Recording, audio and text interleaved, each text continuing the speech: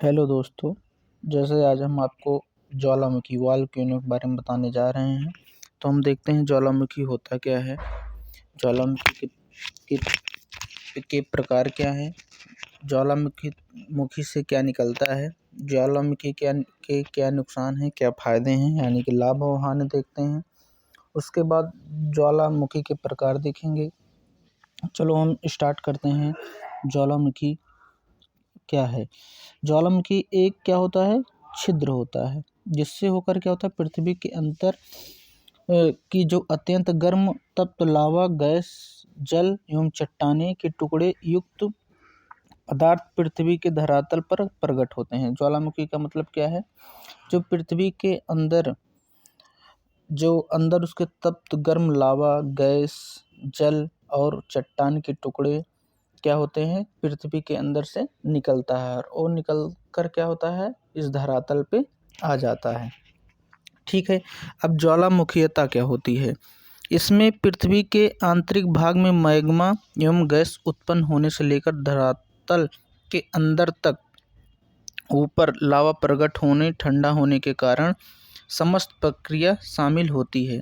अब इसमें क्या अब हो गया, जैसे कि ज्वालामुखीयता में बता रहा है कि इसमें क्या होता है, पृथ्वी के अंदर से जो लावा निकलता है और पृथ्वी के क्या होता है, धरातल पर ठंडा होने की प्रक्रिया जो शामिल होती है, पूरी कोशिश को क्या कहते हैं, ज्वालामुखीयता कहते हैं।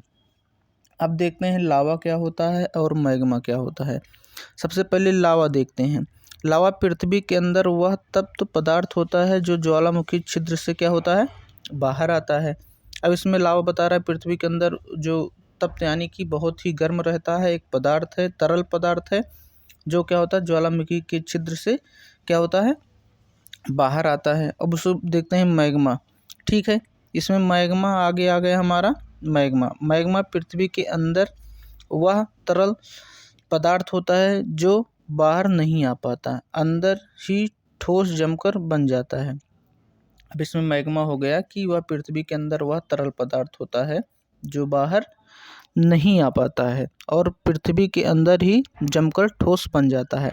अर्थात पृथ्वी के अंदर ही तप्त तरल पदार्थ जब बाहर नहीं आ पाता है तो क्या होता है, मैग्मा कहलाता है। ज्वालामुखी छिद्र से बाहर निकलने के बाद वह पदार्थ लावा कहलाता है। अब इसमें बता रहा है कि लावा कब होता है, जब वह क्या होता है कि जब छिद्र से बाहर निकलने के बाद वह पदार्थ लावा कहलाने लगता है। ज्वालामुखी क्रिया के रूप। अब ज्वालामुखी क्या होता है, क्रिया के हम सबसे पहले देखेंगे ज्वालामुखी क्रिया के रूप। अब धरातल के नीचे होने वाली क्रिया। ज्वालामुखी की क्रिया के दौरान जब धरातल के नीचे भूगर्भ में मैग्मा ठंडा होकर जम जाता है, इस क्रिया के परिणाम स्वरूप बैथोलिक, पैखोलिक, लैपोलिथ, सिल एवं डाइक जैसी अंतःस्था कृतियों का निर्माण होता है। अब दूसरा हम देखते हैं धरातल के ऊपर होने वाली ज्वालामुखी क्रिया। अब देखते हैं धरातल के ऊपर होने वाली ज्वालामुखी क्रिया में क्या होता है। ठीक है, अब देखते हैं फिर जैसे धरातल के ऊपर होने वाली ज्वालामुखी क्रिया।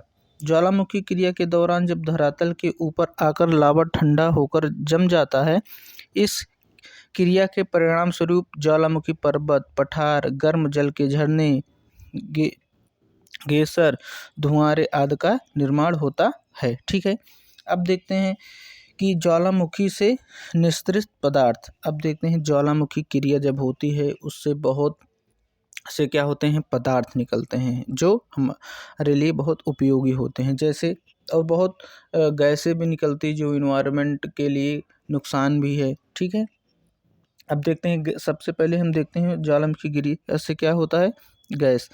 तो गैस, अब इसमें जलवाष्प कितना रहता है, 60 से 90% तक क्या होता है, जलवाष्प। यानी कि ज्वालामुखी क्रिया में सबसे ज़्यादा निकलने वाला क्या होता है, गैस निकलती है। और भी गैस में कौन सी निकलती है, जलवाष्प सबसे ज़्यादा निकलता है। अब दूसरा हमारा हो जाएगा कार्बन डाइऑक्साइड, CO2, नाइट्रोजन निकलता है, हाइड्रोजन निकलता है, हाइड्रोजन क्लोराइड निकलता है, कार्बन मोनोऑक्साइड निकलता है, हाइड्रोजन फ्लोराइड निकलता है, हीलियम एवं सल्फर डाइऑक्साइड निकलते हैं।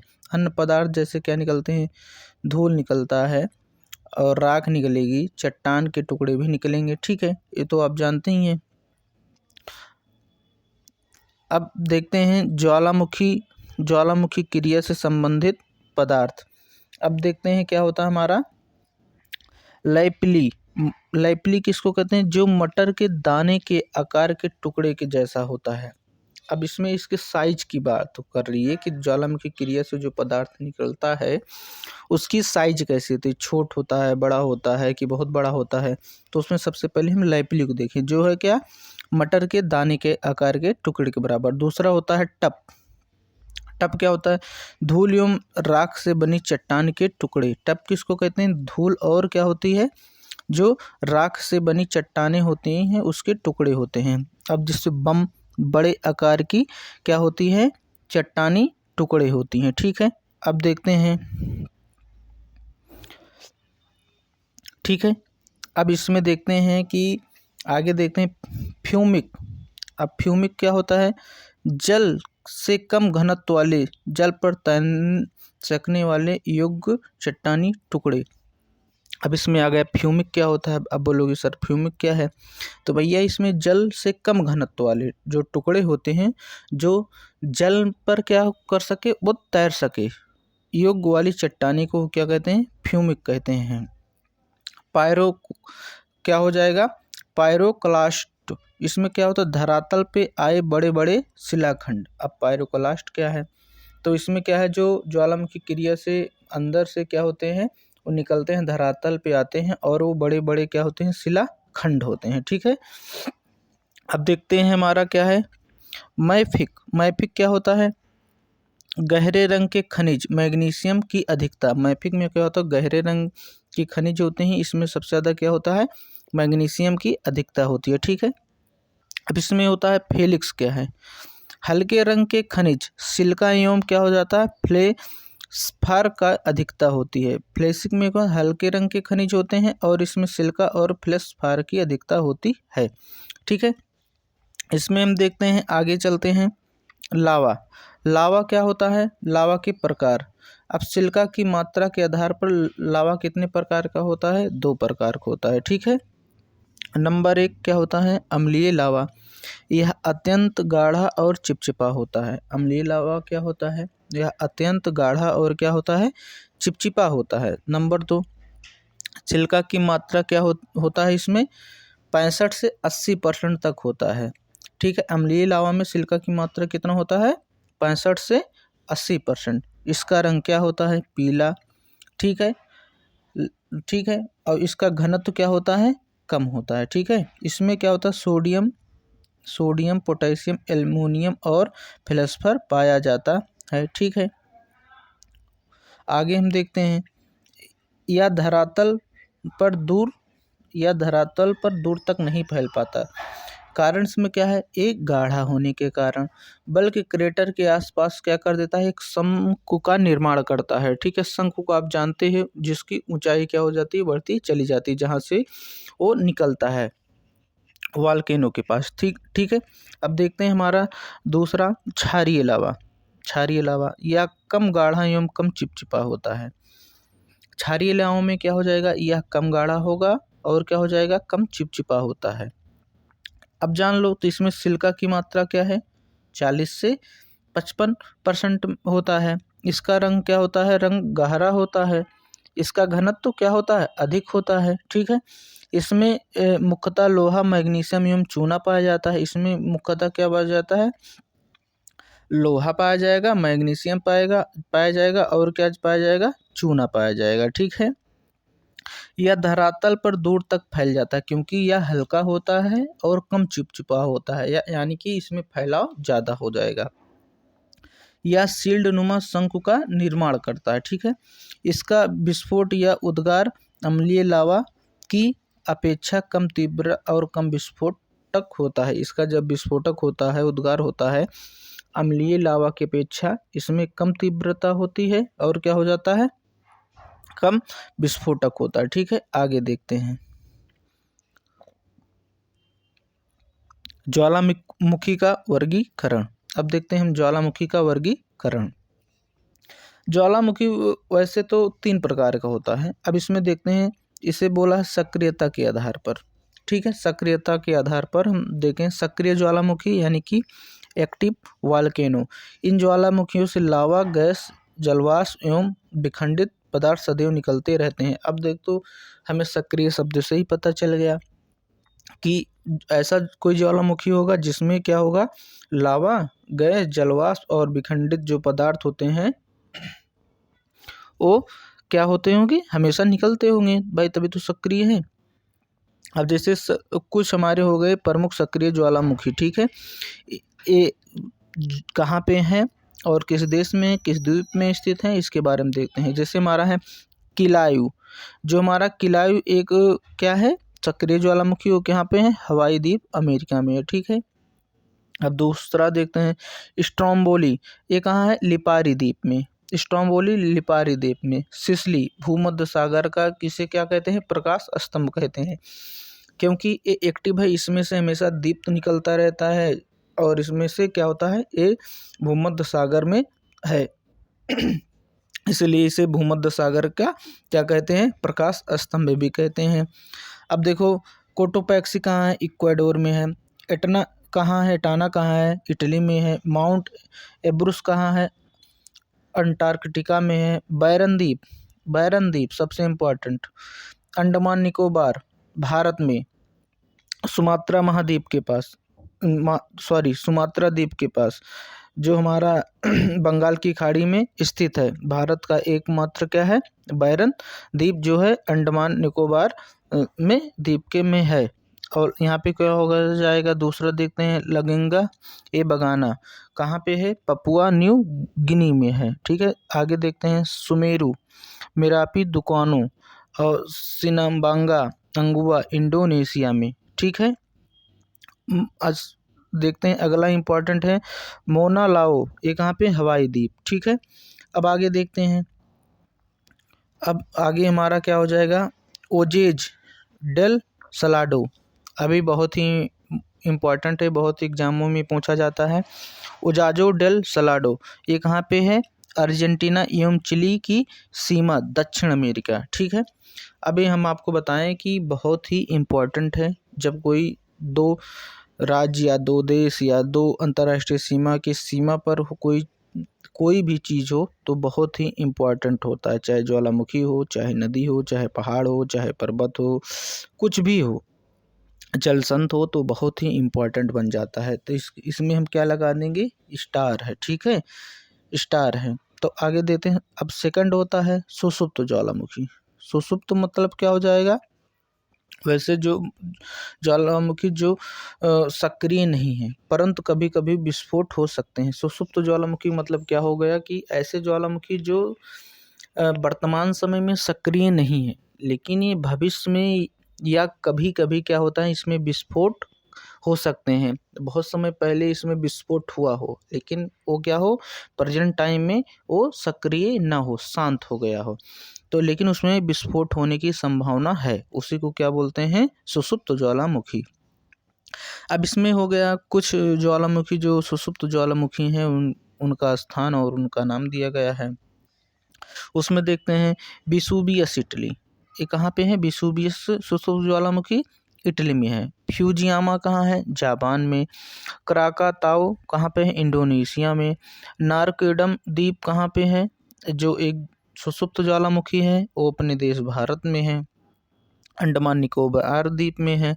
अब तीसरा आता है हमारा कि शांत या मृत ज्वालामुखी। शांत या मृत ज्वालामुखी वह ज्वालामुखी जो कभी हजारों वर्ष से उद्गार नहीं हुआ है। ऐसे ज्वालामुखी जिसमें हो सकता है कभी उद्गार हुआ हो, ऐसे नहीं है कि उसमें कभी नहीं हुआ होगा, हजारों लाखों वर्ष पहले उसमें उद्गार हुआ हो, लेकिन वह भविष्य में अब उद्गार होने की कोई संभावना नहीं रह गई है। उसी को हम क्या कहते हैं, मृत या शांत ज्वालामुखी। अब उसके कुछ नाम देख लेते हैं हमारा। किलिमंजारो, आप एक चीज़ जानते हो, किलिमंजारो कहाँ है, अफ्रीका में है। ठीक है, माउंट पोपा हमारा कहाँ है, हमारा पड़ोसी देश क्या है, म्यांमार में है। कोल सुल्तान ईरान में है। चिंपारोजी इक्वाडोर। देवबंद ईरान। एकागागुआ इंडीज में है। ठीक है, अब आगे देखते हैं हम। अब देखते हैं लावा के आधार पर ज्वालामुखी वर्गीकरण। अब हमारा हो गया था एक, क्या हो गया था, जैसे सक्रियता के आधार पर उसमें हो गया, ठीक है, सुषुप्त ज्वालामुखी, सक्रिय ज्वालामुखी और शांत ज्वालामुखी। अब इसमें आ गया है लावा के आधार पर ज्वालामुखी का वर्गीकरण। लावा के आधार पर ज्वालामुखी को कितने भागों में बांटा गया, 4 भागों में विभाजित किया गया है। नंबर 1 हमारा क्या है, पीलियन तुल्य ज्वालामुखी। इसमें क्या हो जाएगा हमारा पहला, पीलियन तुल्य ज्वालामुखी। ये सर्वाधिक विनाशकारी होते हैं। पीलियन तुल्य जो ज्वालामुखी होते हैं वो सर्वाधिक क्या होते हैं, विनाशकारी होते हैं। इसमें लावा सिलिका की मात्रा अधिक होती है। ठीक है, इसमें लावा गाढ़ा, चिपचिपा और अम्लीय होता है। अब पीलियन तुल्य जो ज्वालामुखी है वह सर्वाधिक विनाशकारी, लावा में सिलिका की मात्रा अधिक होगा और यही क्या होगा, लावा गाढ़ा ज़्यादा होगा, चिपचिपा और अम्लीय भी होगा। ठीक है, इसका उदर अत्यधिक विस्फोटक होता है और इसका जब उद्गार होता है या अत्यधिक क्या होता है, विस्फोटक होता है। ठीक है, इसके छिद्र के पिछले उद्गार के कारण, इसके छिद्र के पिछले उद्गार के कारण निर्मित ज्वालामुखी शंकु नष्ट हो जाता है। जब ये दोबारा इसमें उद्गार होता है तो इसके जो पहले जो शंकु बनाया गया होता है वह क्या होता है, पूर्णतः ही नष्ट हो जाता है। उदाहरण, माउंट पीली, मार्टिन द्वीप, क्राकाताओ इंडोनेशिया, माउंट ताल फिलीपींस। ये बहुत ही इम्पोर्टेंट है, इसको आप याद कर लेना। इस PCS, स्टेट PCS, SSC, इस सब में बहुत ही ज़्यादा पूछा जाता है कि ये ज्वालामुखी कहाँ पे स्थित है। ठीक है, अब हम सेकंड देखते हैं, हमारा क्या है, वाल्केनो तुल्य ज्वालामुखी, नहीं सॉरी, वाल्केनियन तुल्य ज्वालामुखी। इसमें क्या होता है, लावा अम्लीय से लेकर क्षारीय प्रत्येक प्रकार का होता है। ठीक है, हमारा क्या हो जाता है, वल्केनियन तुल्य ज्वालामुखी में क्या हो जाएगा, लावा जो होगा अम्लीय से लेकर क्या होता है, क्षारीय तक पाया जाता है। अब इस ज्वालामुखी में दोनों गुण होगा, अम्लीय से लेकर क्या हो जाएगा, क्षारीय तक गुण इसमें विद्यमान होंगे। इस प्रकार की ज्वालामुखी उद्गार में गैस में अत्यधिक निष्कासन होता है। इसमें क्या हो जाता है, इस प्रकार की ज्वालामुखी में क्या हो जाता है, सबसे अधिक किसका निष्कासन होता है, गैसों का। इस कारण ज्वालामुखी से निकलने ज्वालामुखी मेघ फूल गोभी आकार से दूर तक छाए रहता है। अब जो ज्वालामुखी जब सबसे ज़्यादा क्या होगा, इसमें धुएं या गैस निकलेंगे तो दूर से ये क्या हो जाएगा, एक फूल गोभी की तरह क्या बना लेगा, एक आकार बना लेगा। ठीक है, वह काफ़ी दूर तक छाया रहेगा। जानते हो जब गैस, जलवाष्प, नाइट्रोजन, इसमें कार्बन, ये सब सारी चीज़ निकलेंगी तो वायुमंडल में क्या हो जाएगा, एक अंधेरा टाइप में और क्या हो जाएगा, धुआं निकल जाएगा। तो ये फूल गोभी के आकार की ये अपना आकार बना लेगा। ठीक है, इसमें क्या हो जाएगा, फिलिसियन या पिसुवियस प्रकार के ज्वालामुखी श्रेणी में आते हैं। ठीक है, अब देखते हैं स्ट्रोम्बोली तुल्य ज्वालामुखी, इसको देखते हैं। ठीक है, स्ट्रोम्बोली तुल्य ज्वालामुखी, इसके लावा अम्ल की मात्रा कम होती है। इसके लावा में जो है अम्ल की मात्रा क्या होती है, कम होती है। सामान्यतः इसमें विस्फोटक उद्गार नहीं होते। जो स्ट्रोम्बोली तुल्य ज्वालामुखी है इसमें अम्ल की मात्रा कम होती है, सामान्यतः इसमें विस्फोटक उद्गार नहीं होते हैं। ठीक है, अब सेकंड 4th नंबर चलते हैं, हवाइन तुल्य ज्वालामुखी। अब हवाइन तुल्य ज्वालामुखी में देखते हैं, इसका लावा क्या होता है, तरल एवं क्षारीय होता है। देखो सबसे अलग है, इसको विशेष ध्यान देना।